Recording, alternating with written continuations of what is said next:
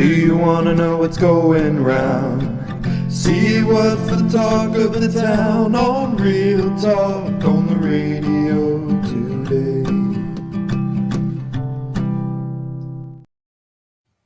And welcome to Real Talk Radio 97.5. You're listening to WKDWRadio.com, broadcasting live from the Remax Palm Real Estate Mobile Tower right here in absolutely wonderful Northport, Florida and surrounding areas. I've got a very, very special guest in the house. But first, as always, I want to thank our sponsors, Remax Palm Realty, Lions Title and Trust, and also our good friends at Hardin Insurance Group. Zio's Pizza has been a favorite of ours for a while. And any of you other sponsors that are out there on the weekly announcements, please take our thanks and appreciation. And we appreciate everything you do for us. And we look forward to doing more for you guys in the future. My special guest, I'm going to let her kind of take the lead in introducing herself. Can you give a little overview of who you are and how long you've been with C.A.R.E? Yeah, so my name's Karalyn. I am the volunteer coordinator for C.A.R.E. I work with all of the volunteers, kind of scheduling and, getting them out there in the community. I have been with C.A.R.E. for 2 months now. So not a whole, career, but I've been here long enough to make a difference and kind of be there to help Charlotte County. So were you were at the human trafficking event, right? Yes, I was. So you're just a little in that 2-month time frame, right? Yep. So I started like end of December. So okay, very cool. I was very fresh into it in January, and we're trucking along. We're getting well. Here's the beauty about talking about the human trafficking event. I think that was one of the more successful events for the human trafficking event in a long time. And I think the energy in that room is going to make it grow even bigger next year. What was your take on that whole presentation? Yeah, I mean, obviously with being new in C.A.R.E., it was my first time going to the symposium, and I thought it was absolutely fantastic. I think, the speakers that we had really made a difference and really kind of got the crowd involved, and, the people and the participants. And, I think they really made an impact on everyone. And we've gotten a lot of feedback from the attendees, and everyone just had a fantastic time. And, it's such a tough topic to talk about, and it's a tough topic to get people interested in. It's kind of the black sheep, and to have people come back to us after and say that was such a moving symposium and that was so great. It's really nice to hear, because it is something that not a lot of people want to talk about. So to get such great feedback was just fantastic, and I was moved to tears quite a few times by a lot of the stories. And, I hope that we can bring the awareness to the community that, it's happening, and, we can do something to help, and we can do something to stop it. Well, we also received some critical information in that, which was that we moved up the list instead of down the list. Yeah. It is it's one of the only categories that you don't want to be number one at. Yeah. And we are now 3. And our wonderful state, we're blessed to be down here in the beautiful weather and the surrounding areas, but we're also blessed for a lot of escape paths and a lot of access out into the internet, into the real world. And then, of course, airports and different places, and the escape to get out of the country in a hurry is ideal here too. And so we face a lot of issues, but we all need to start paying attention to our surrounding areas. We talk about this when it comes to human trafficking, but it also plays hand in hand when it comes to any type of abuse that's going on in our community. And people opening their eyes and getting educated. I say this often to downlookers. We are, and I'm guilty. Everybody's guilty. Nobody can claim they're not, because we all start looking at our phones. We all kind of get glued down, and we miss little details a lot of times that are critical for emergency situations. Where back in the day, and I can say that I'm older than you now. I already know that. But back in the day, we didn't have cell phones, so we were playing, we were doing different things. But that paying attention to what was going on, I think, wasn't perfect back then, but it was better than it is today, because we weren't as distracted. Yeah. Whether it be your watch going off, or your iPad, or something that you're doing with, let alone kids that you have with you.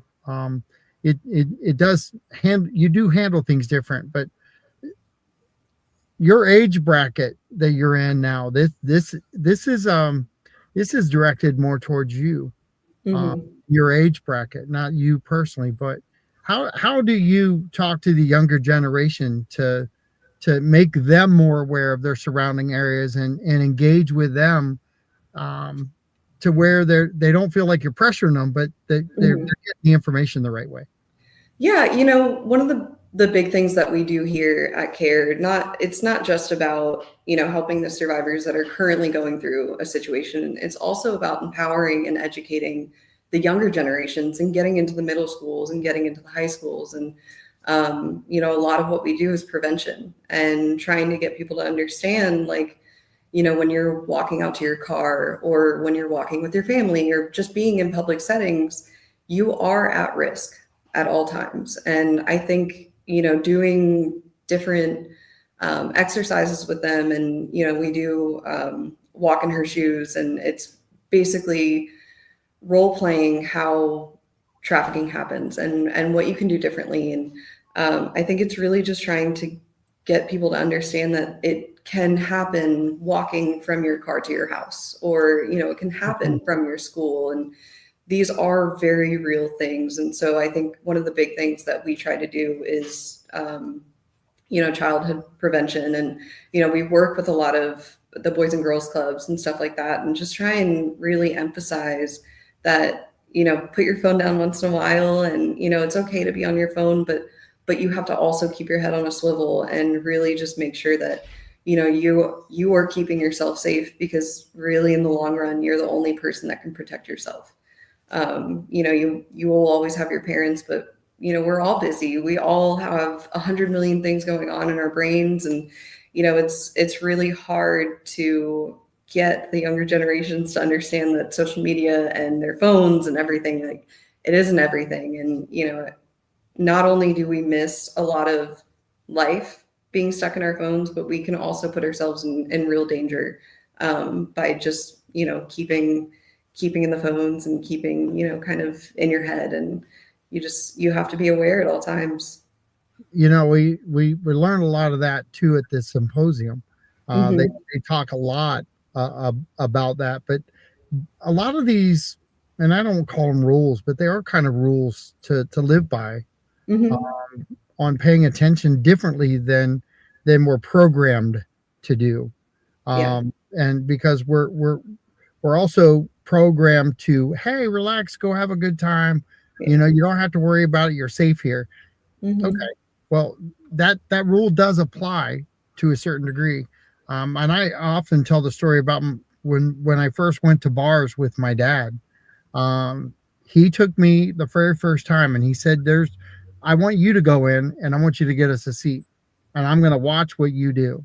Yeah. Said, okay. So I did. I walked through, and I picked out a seat, and I sat down, and he goes, all right, now you're going to go out with me, and you're going to learn how to do it the correct way. And I said, okay. So he goes, have you ever been here before? And I said, no. And he goes, so we walked in the front door, and we looked down. Well, there was red stains on the carpet going in. There were blood from the night before. Oh my gosh. Yep. And he said, so you didn't notice that? He goes, and then when you went in and sat down, you sat with your back towards the front door. Yep. You never do that. He goes, so now you've got to turn things around. He goes, I need you to sit over there against the wall by the exit. He goes, whatever's coming in, you need to pay attention to. So you have an exit right here so you can get out. He goes, every time you go to a place, you've got to be prepared for your exit strategy. You've got to pay attention to what's happening around you. Yep. That's never left me. I go to restaurants and they can be high end, they can be low end. My wife, my kids, the friends I go with, they're like, he doesn't want to sit with his back to the door. They know it. No. Here's the funny thing, and that's that little tidbit about going into a bar scenario. That should be applied everywhere to everyone. That shouldn't be my moment. That should be everybody's little moment. And that's a value from my dad. But that was something that, like, it made an imprint on me, and it has lasted, guys, a lot of years now. Guys, over 40. Geez, that's scary too. But it's the conversations like these that maybe make an imprint on somebody else's future, and being able to see what's coming in that front door and know what people look like and know what's going on and being able to give that information later, that is the key to maybe saving somebody's life or getting them back. Yeah 100%. And that rule can be applied across the board. There are other things that you guys recommend too, besides that, but really just paying attention to your surrounding and being alert and understanding that it doesn't take but a second for somebody to take you or abuse you or put you in a situation where you can be abused at home and by someone outside the home. And have these things happen too. So can you talk a little bit about the stressors that are out there today with the internet and how that all kind of layers itself to some of these abuse situations? Yeah, I mean, the internet makes things 100 times worse. I mean, it's great that we have all of this knowledge and access to everything in our palms. But that does come with a lot of, fear, and it comes with a lot of risk. Not everyone is using these tools as for good. You do have to watch out, especially with like the chat websites and stuff like that. You don't always know who's behind the screen. You don't know who's behind that phone or that chat. The other thing that, is a huge thing is nothing ever leaves the internet. And I don't think people really understand that. You can always find something that you've done on the internet. So you always have to be careful. And, I think that the younger generations take that very lightly, and they think just because the chat goes away or, the picture goes away means that it's gone forever. And that's not always the case. And, as much as parents want to give their kids that freedom and, they trust their children and I understand that, but parental controls are there for a reason, and people need to use them for that. And, it's tough and it's scary. And I couldn't imagine being a parent in this day and age and having to worry about all of these different things. Back in the day, kids didn't have cell phones. You weren't worried about who little Bobby was talking to on the phone at 2:00 in the morning, because it was a landline and they had to be in the kitchen. So it's very different having to deal with the internet. And so it's difficult. But I think parents really just being on top of their kids and asking their kids questions, being in their kids' lives. I know that not a lot of teens want to tell their parents about their day, but, ask them, who are your friends? What are you doing? What are your friends into? And really just getting to know their lives outside of your house, and, who are they hanging out with and what do they do? And, just really getting familiar with your kids and just really paying attention to them. I mean, they really need that. And I'm gonna throw you a curveball here for a second, because the fundraising side of things that you guys do, Hmm. are important too, because you're a nonprofit organization, Yeah. first off. And so everything that you do and everything that you're about is, one, self-sufficiency. You've got to raise your own money. You've got to make sure it's the pools are in the right spots so that you can take care of victims. Yes. You can get information out to schools. You can do all kinds of things that the organization really takes a lot of pride in. Hmm. You've got a dart tournament coming up. Yeah. We've got it on the screen, and can you kind of highlight uh, where the idea came from? Because this is a really cool idea. I love it. I have to be honest, I'm not totally sure where the dart tournament came from. I know That's that a they've great been doing idea. it. I know they've been doing it for a very long time. Our auxiliary team actually runs it. And it's an annual thing, and I know that people absolutely love it. We meet at the ice house, and it's just a fun tournament. It's something to kind of get the community together, eat, drink, be merry.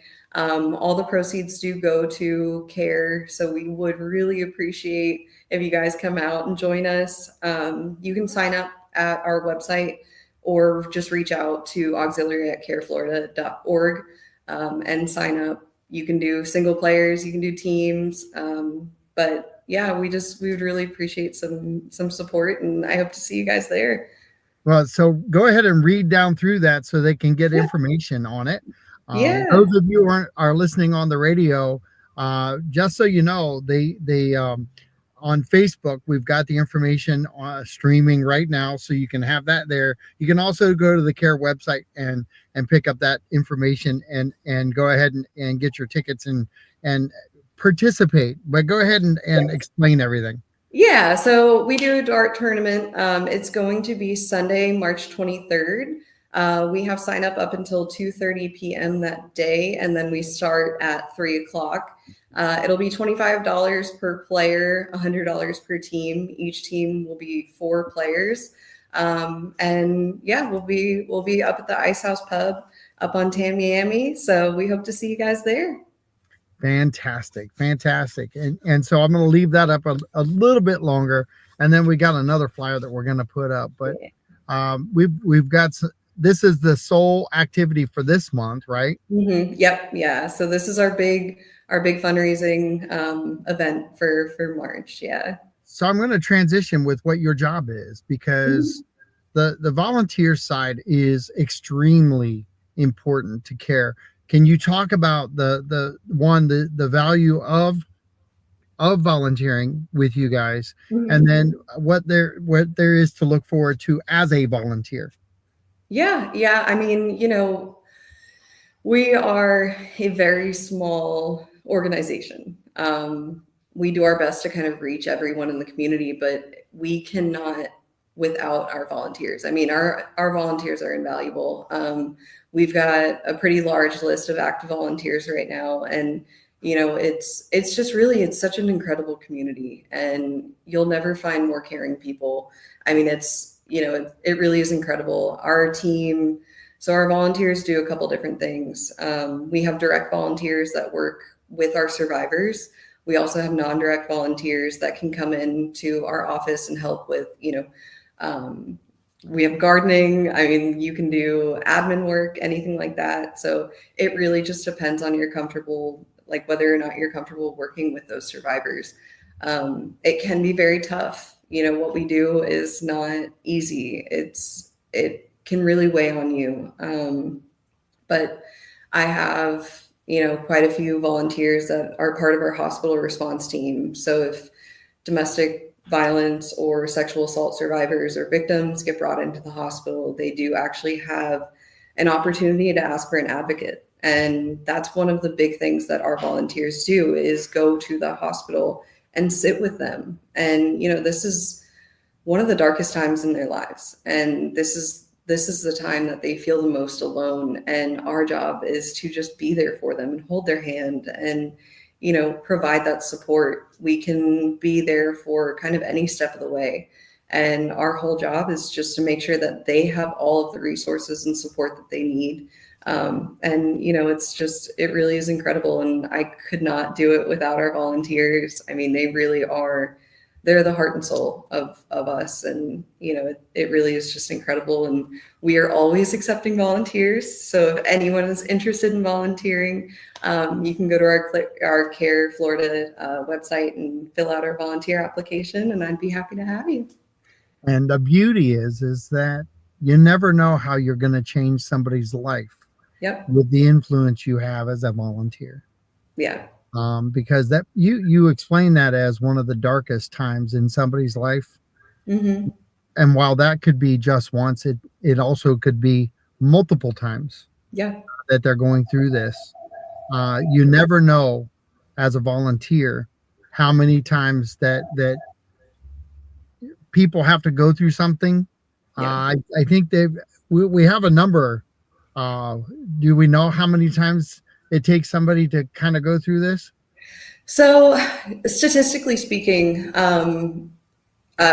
specifically with just domestic violence relationships, because we only work with interpersonal violence, which is relationships, boyfriend, girlfriend, husband, wife, any sort of interpersonal relationship. That is what we can help with. And so on average, it takes about 6 times for either partner to actually find the courage to leave. And so, you know, we do see repeat survivors, and you just have to meet them with kindness and meet them where they're at, because this is such a hard decision to make. And, you know, when you're in these toxic relationships and you're going through this this cycle, it really is kind of, you know, it's very manipulative, and you don't really know that you're in it until you are out of it. And so it takes a lot for these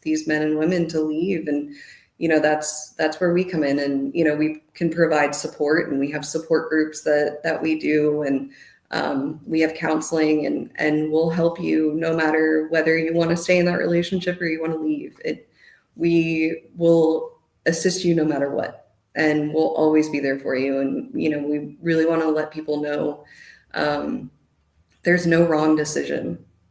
You know, we understand that these situations are not your fault. And, you know, we really hope that if you are going through something like that, to please just reach out and just talk to someone. You know, we talked about the volunteer side of it, and you could be that 6th volunteer that was there to make a difference, that impactful moment.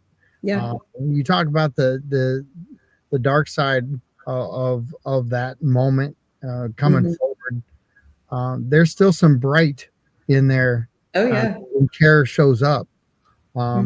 Even though you guys don't really like talk about the bright shininess of that, it can be described that way, because the support that someone needs at that moment is actually the brightest part of that darkness.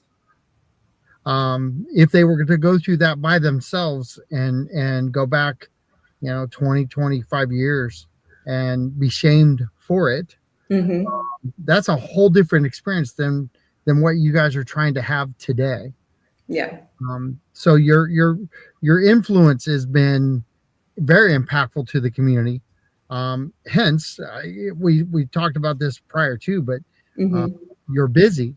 And that's never a great thing to say at C.A.R.E. We're really busy. We're happy about that. No, you're not. No. We're unhappy about being this busy, but we're here because we're needed. Exactly. So, you know, there's always like a double-edged sword with that. But yet you have a smile on your face. You've got a great attitude. You're a volunteer C.A.R.E coordinator, and you want your C.A.R.E coordinating team to feel the same way you do. Yeah. Oh yeah. And you described it as it can be tough. It can.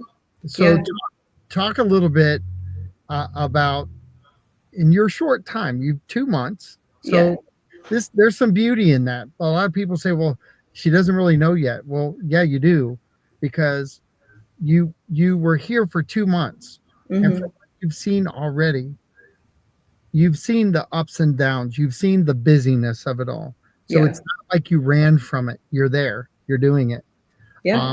And you're motivated. So why should people come and talk to you today? Tell where's your elevator speech?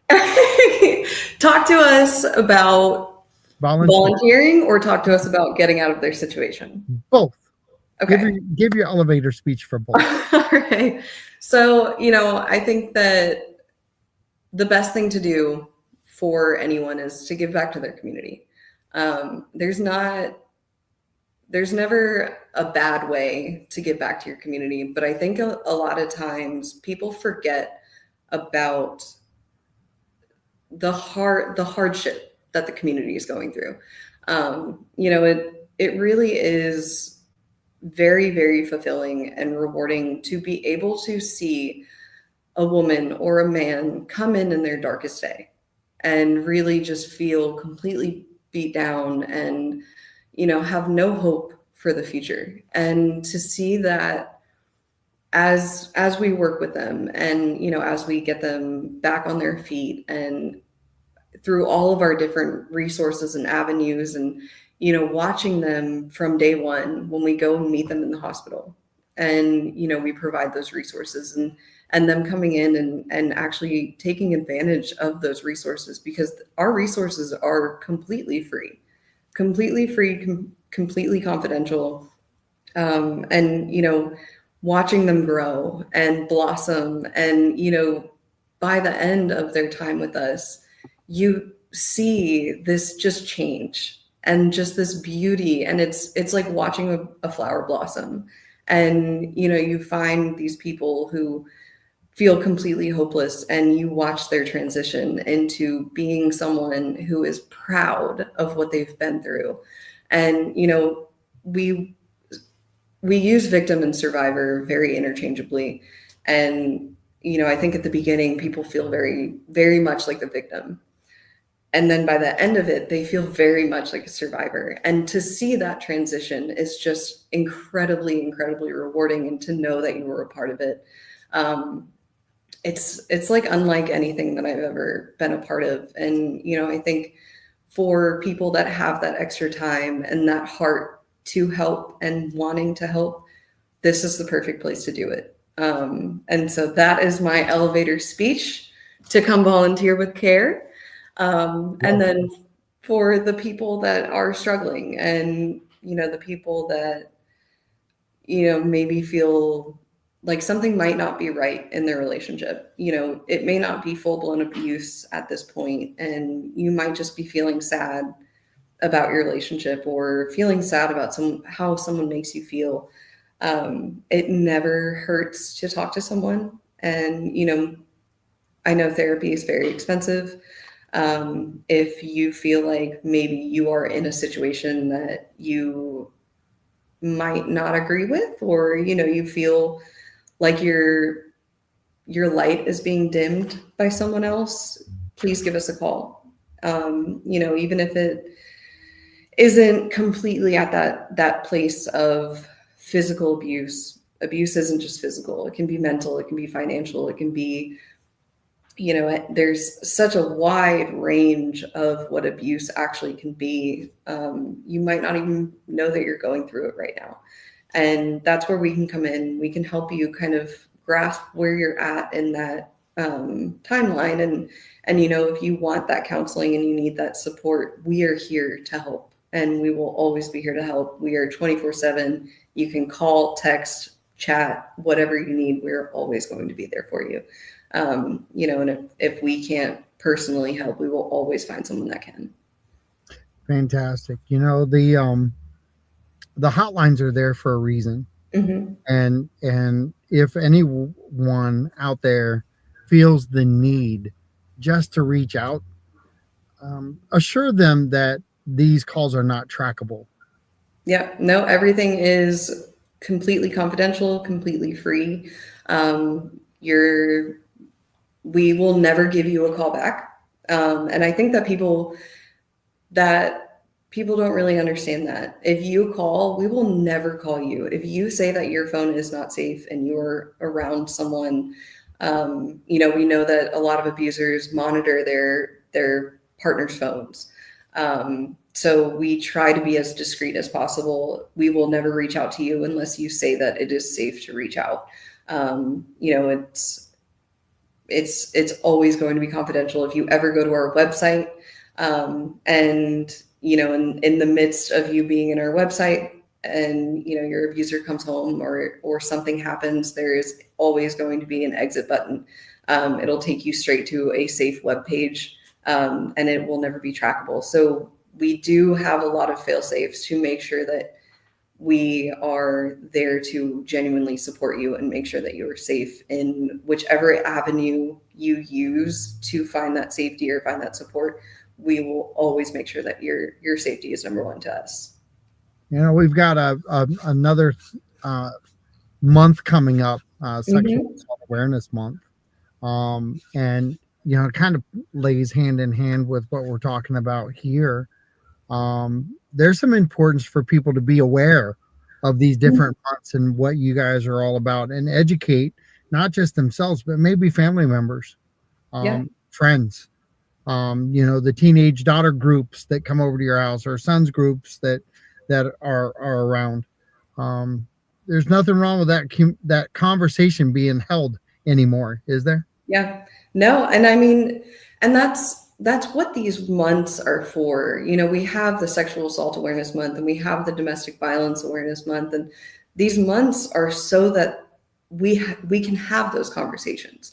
You know, I think a lot of people keep everything in, and you know, we're scared to talk about the things that have happened to us because we're not always met with kindness. We're not always met with, you know, people believing us, and it's still very taboo to talk about sexual assault and talk about domestic violence. And you know, these months are there to cultivate that community and create a space that is safe to talk in, and to bring awareness to all of these issues that you don't normally talk about and aren't normally, you know, you don't go out to dinner and you guys all have talked about, you know, sexual assault. Like, that's not something that's actively happening all the time. But if you make it so that it's not uncomfortable to have those conversations, more people will feel comfortable to come forward and actually find help and find support when they need it.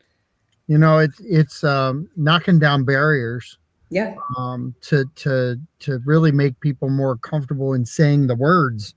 Yeah. And once you can start feeling like it's a comfortable conversation, I think it takes a lot of the issue out of it.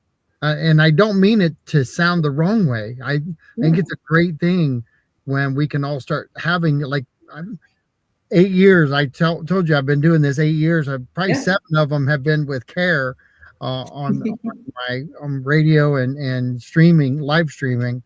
And you know, I feel like I'm part of the C.A.R.E family as it is. You definitely are. I definitely care about each and every one of you, and have a good time, even when I'm coming down like to the symposium or even the shows. But you know, there's something to be said about having this open dialogue, even on Facebook and YouTube and the radio and internet radio. It's invaluable to be able to have this as a way to get information out, but also to engage with people. I see we've got some likes, and Brittany Long and Tracy Fowler Seaman and Joanne Seaman Ward. You have to. Who are they now? You're chuckling. It's got to be family. It's family. It's family. I love it. Family. I love it. I love it. You know what? It's great to have great support. This is what we're talking about. You need it. You need it. You know, everybody needs it. So I love the fact that you're turning a little red right now. That's your family did a great job right now. They did. and they were not expecting me to do that to you. So you just got another one. Karalyn Riewerts. Oh Lord, y'all. Yeah, no, they just keep coming now. We're up to 5. I love Well, it. I'm glad people are talking, and hopefully with all the engagement, it'll get to the right person.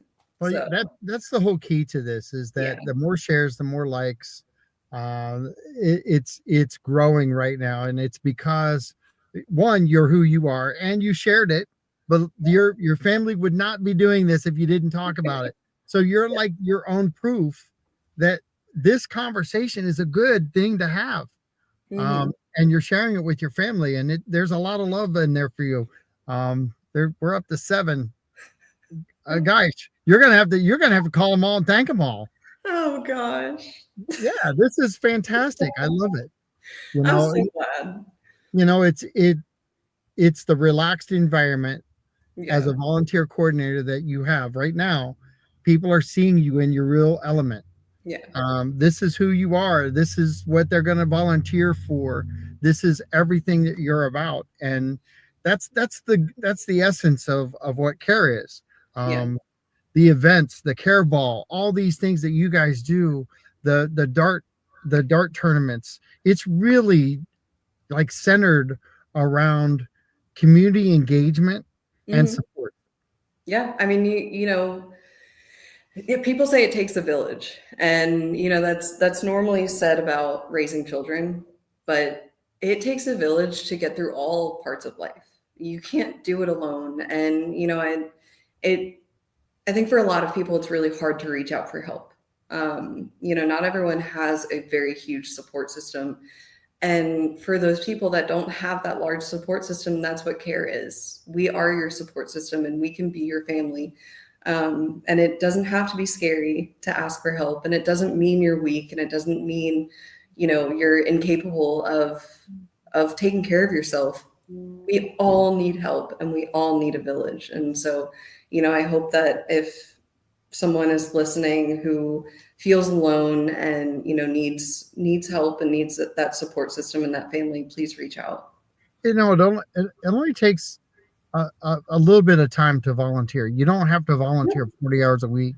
Nope. If you donated a couple hours, you're making a huge impact, whether it's bagging socks and clothing for the victims, coming in and just doing some paperwork type stuff Yeah. and getting things prepared for events, Hmm. helping out an event. There's nothing wrong with that. And it's the little things that mean a lot as a volunteer, but it's the little things as a volunteer that mean a lot to a victim. Yeah. Yeah. And trying to cross all the T's and dot all the I's as CARE is trying to do. If Hmm. you don't have an army of volunteers that are focused on all those things, it's tougher for you guys too. Yeah. Yeah. I mean, we can't be everywhere all at once. And so to be able to have people that genuinely believe in CARE and believe in our mission and live, that that mission and that kindness, and they have that in their heart to be able to send people out into our community that can be that support to people, um, is invaluable. I mean, we really genuinely could not do it without our volunteers, and shout out volunteers. I appreciate you guys. Thank you for everything you do. So yeah, I mean, and we can never have enough. And it can be, like I said, I know that what we do is hard, and taking on other people's trauma is not always easy, and we do a lot of self-care as well, and trying to keep our our sanity in all of it. And so with volunteering, you're never going to be pushed to do something that you're uncomfortable with. So you just said something. I was Brittany Long says you're doing an amazing thing, cousin.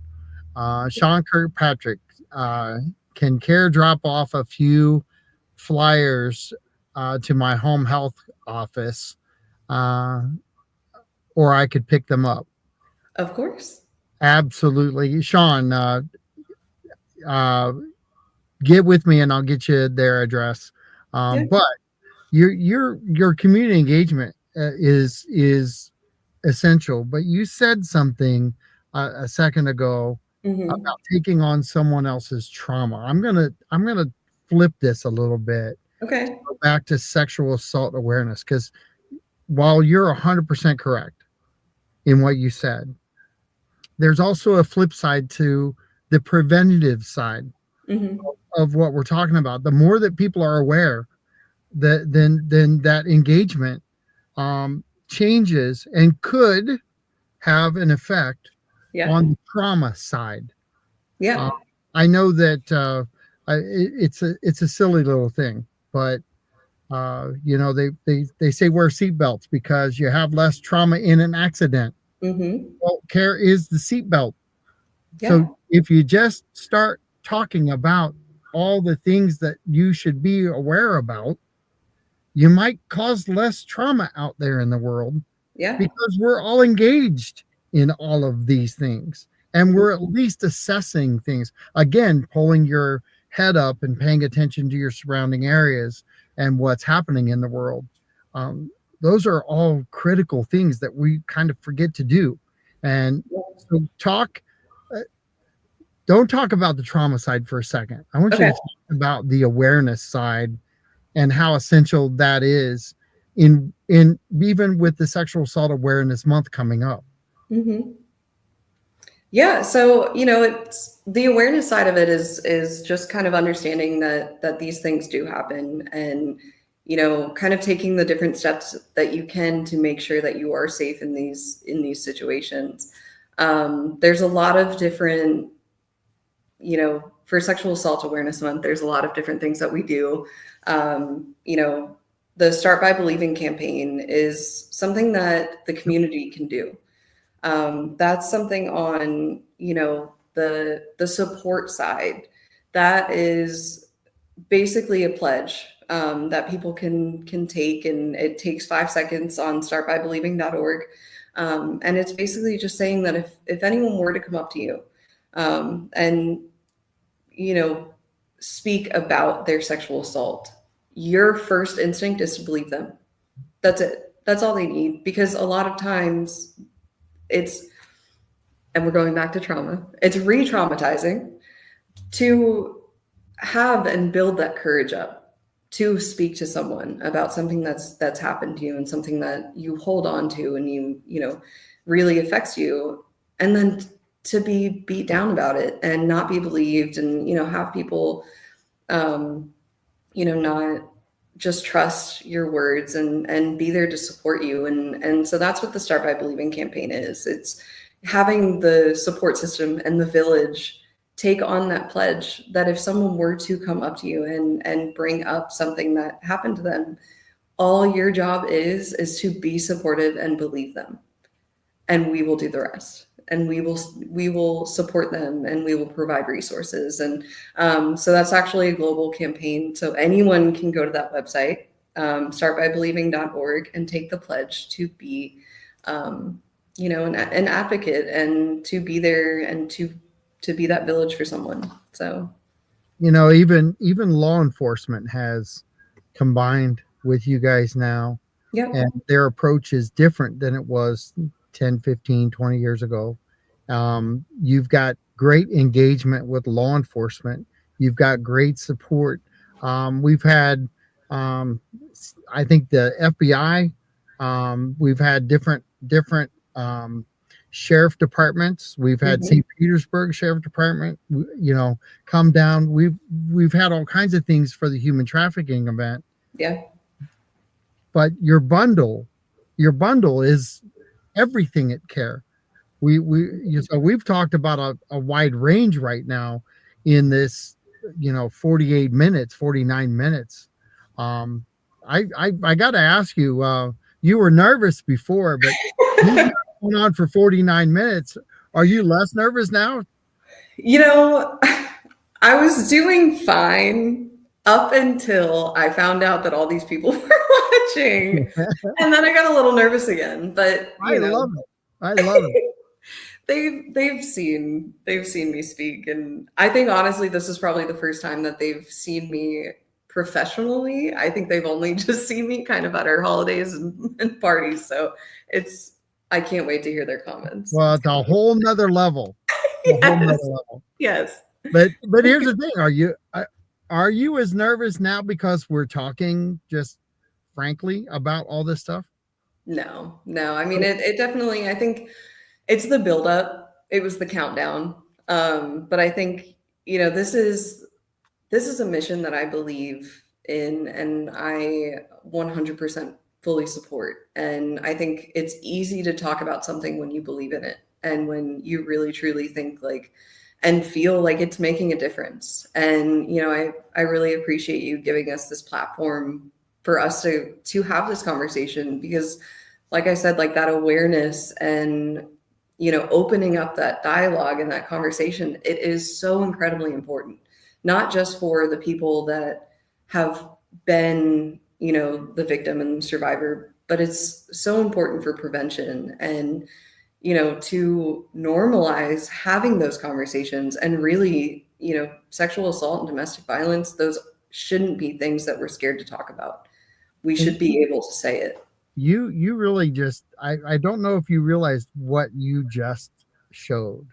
And I'm going to point this out because I think the reality of you being nervous Yeah. and taking this opportunity to become less nervous because we're having the conversation, because I've listened and I've asked questions. We didn't have a plan.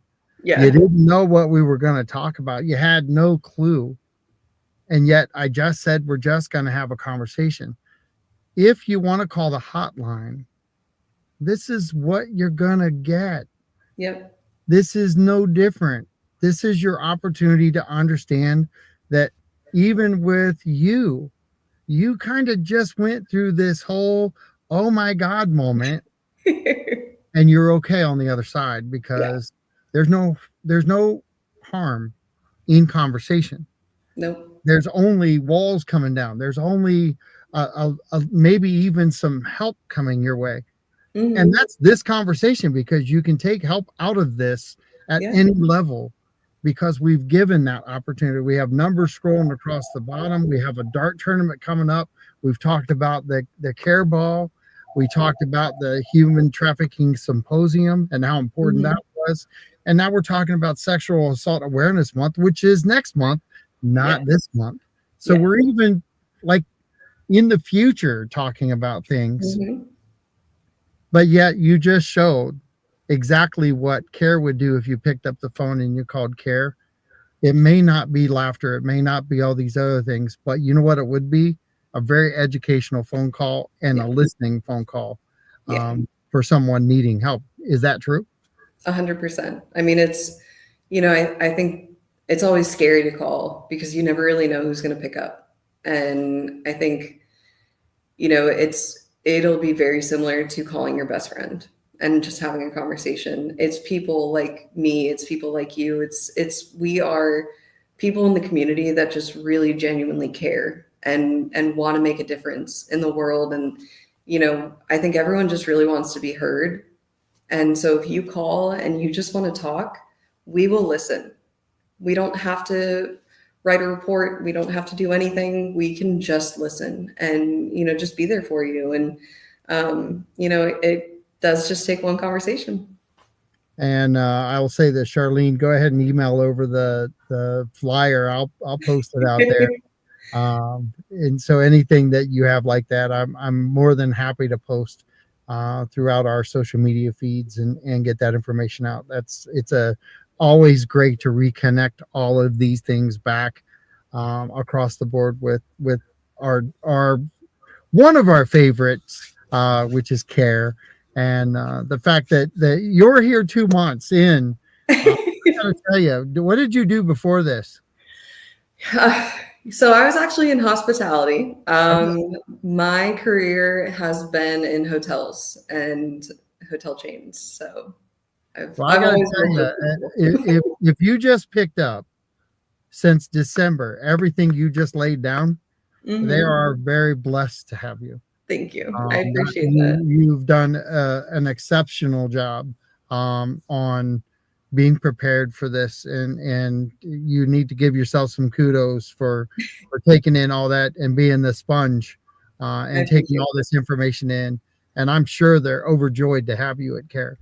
Thank you so much. I appreciate that. It But, really has been just absolutely incredible to be here. So you know, it's always refreshing because the turnover. And I hate talking about the downside of things, but you know the turnover at C.A.R.E, just like any nonprofit organization, is usually pretty high. The ones who are committed there and that stay throughout, the Jamies of the world, um, yeah. you know, you got to love their commitment to everything, but the rest of them too. I mean, I've met some really great people along the 7 year journey now in doing this. But I will tell you that in 2 months, I'm so impressed Thank you. by by your ability to to put this information out and not look down at a note. So I know you were ready. I've got them. They're around here. They are. They're probably big boards hanging on the walls. She's like, I'm not missing a thing, but you did Yeah, a great job, and I I hope people are appreciate it. engaged with you enough to come down and really throw some volunteer hours in, Yeah. give their time back to the community, do everything that you said, and really start paying attention to family, friends, and loved ones, for signs that are out there, so that you're taking care of them too. Because everybody, you know, I say this all the time because I do different organizations, and my wife gets after me all the time, but I tend to hug everybody I see, um, because of back in my day, one of our Mrs. Rogers at my church had what's called the hug club, and her No. job was to give out 100 hugs a day, and she would give hugs out. Yeah. And so I like my Buckeye group. I hug everybody that comes in and leaves, and I hug during the game. So I probably get 300-400 hugs each time we have a game. And you leave that room a totally different energy Yeah. than when you walked in. And I, you know, that's what you're bringing. That's what the rest of your crew brings. If you ever get a chance to go to an event, you'll experience exactly what I experience with them all the time. They're a fantastic organization, a great group of people to engage with, and I hope you guys have great success at the dart tournament. That's going to be awesome. I think that's Oh a yeah. really cool idea. Um, Really fun. we've got about 3 minutes left, not quite 3 minutes, about 2.5 minutes. But is there anything you'd like to add in for the last 2.5 minutes? Yeah. I mean, you know, April Sexual Assault Awareness Month is going to be a very big month for us. That is going to be the time that we need the most volunteers. It's also going to be the time that we need the most community engagement. You know, we have the graphic up for those that can see, but you know, everyone else, we've got quite a bit going on. We've got Rocket and Walk It, which is going to be our Sexual Assault Awareness Month. Fundraising walk. That'll be at the Larry Taylor Kiwanis Park on April 5th. We've also got the Quarters Frenzy for the people that have been here. I actually have not had the pleasure of attending a Quarters Frenzy yet, so I'm very excited for this. That'll be April 10th. And then we've got Denim Day, which is going to be April 30th. And so April is pretty stacked with things. So if you guys want to come out and show support, we would love to see you and, you know, come say hi. Fantastic. Well, I appreciate you being part of the show. First off, I know that you were nervous. I hope that you're less nervous now. Yeah, I think it'll be more fun the next time. I'm excited for the next time you come on. But make sure you tell everyone at C.A.R.E I said hello. I will. And make sure you tell them all I appreciated the opportunity to MC the human trafficking event. That was my 3rd year, and I'm already booked for January next year. So Oh, we're excited. I'm super excited about it because I want to bust the walls down. I want it to grow even bigger. I know the vendors that were there were amazing too. So we had a great showing. So we really appreciate your support with C.A.R.E, and we, like I said, we couldn't do it without our community, and you giving us this platform to kind of be out there is it's irreplaceable, and we appreciate it. We appreciate it. Well, this is John Rawlings with WKDW Radio saying thanks for listening in. Please share the content. It's very valuable to get this information out to everyone. Thanks a lot for being part of it, Karalyn. Thank you. Bye-bye. Bye.